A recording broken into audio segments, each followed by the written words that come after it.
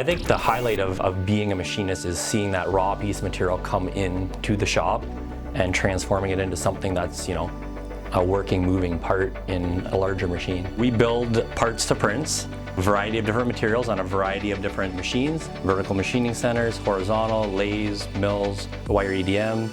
We do a variety of parts from one-offs to high quantities, and we deliver the piece parts to make the end product. One of the things that's different with the roles here is we do rotate our guys around from machine to machine, so you're not a piece of furniture sitting at the same piece of equipment year over year. We try to cross-train everybody on every piece of equipment all the way around the shop. We work with a lot of customers that have extremely tight timelines, which means that, instead of getting months to do a project, we get weeks to do a project. It makes it exciting.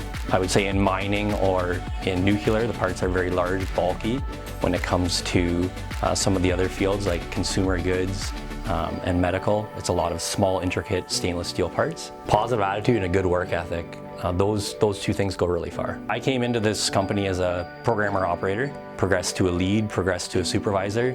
The nice thing about Eclipse Automation is we post our job postings internally before we go external. So you always have the opportunity to grow with the company, and if you don't have what it takes or the skill set behind it, we help you grow so that you can progress into a role that you're looking to move into. Most people come in, if they're a junior, they'll come in as an apprentice or as a CNC machinist. They look to progress into programming roles or general machinist, licensed machinist roles. And beyond that, we have people that program full-time. So yeah, there's lots of room to grow. It's nice to see the end videos that are running and the parts are running through the line, and some of our customers are some of the highest end customers in the world. I always like building stuff with my hands. In particular, I like watching some of the shows, like how it's made and seeing how the automated lines would run.